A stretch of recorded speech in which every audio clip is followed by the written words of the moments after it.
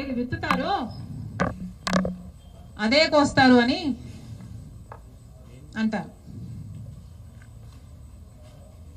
మరి జగన్మోహన్ రెడ్డి గారు హత్య రాజకీయాలు చేశారు, గొడ్డలి రాజకీయాలు చేశారు, హత్య చేయించిన వాళ్ళతో భుజాలు రాసుకొని తిరిగారు, సొంత చెల్లెళ్ళకే వెన్నుపోటు పొడిచారు, 5 కోట్ల మంది ఆంధ్ర రాష్ట్ర ప్రజలకు బీజేపీ పార్టీకి ప్రత్యేక హోదాను తాకట్టు పెట్టారు. ఈరోజు జగన్మోహన్ రెడ్డి గారు ఢిల్లీలో ధర్నా చేస్తారా? ప్రత్యేక హోదా కోసం ఎందుకు చేయలేదండి ధర్నాలు? 5 సంవత్సరాల మీద అధికారంలో ఉన్నారు కదా, మరి ఢిల్లీలో మీరు ప్రత్యేక హోదా కోసం ఎన్నిసార్లు ధర్నాలు చేశారు? ప్రత్యేక హోదా అసలు ఊసే లేకుండా చేశారు కదా. ప్రత్యేక హోదా గురించి మీరు ఏ రోజు పట్టించుకోలేదు, పోలవరం గురించి మీరు ఏ రోజు పట్టించుకోలేదు, రాజధాని గురించి అని చెప్పి 3 రాజధానులను కన్ఫ్యూజ్ చేశారు.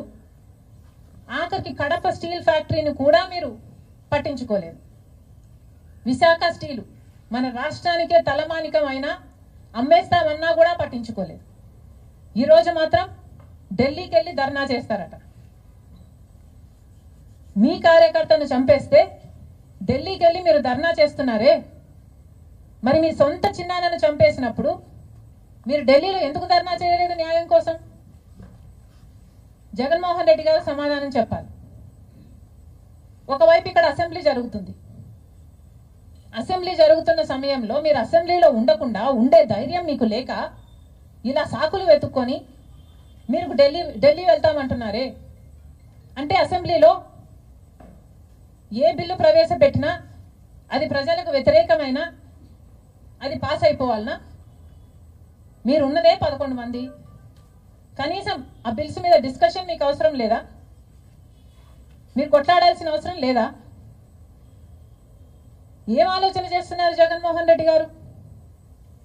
అసలు ఈ వెనుకొండలో జరిగిన హత్య కూడా పొలిటికల్ మర్డర్ ఇది కానే కాదు, ఇది వ్యక్తిగత మర్డర్ అని కూడా అంటున్నారు కదా.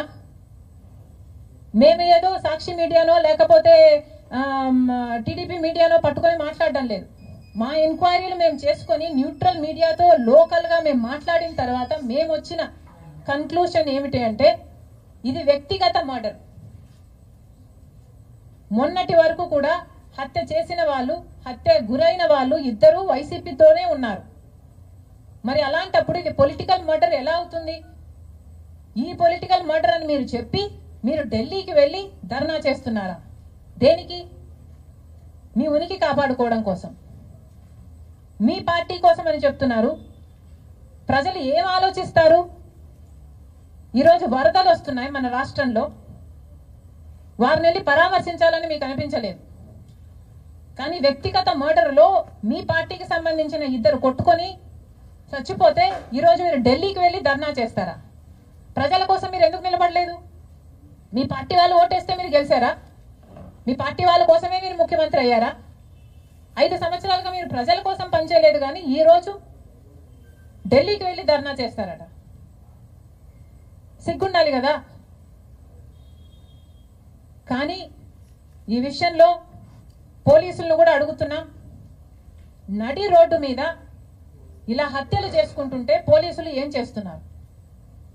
ఆంధ్ర రాష్ట్ర పోలీసులు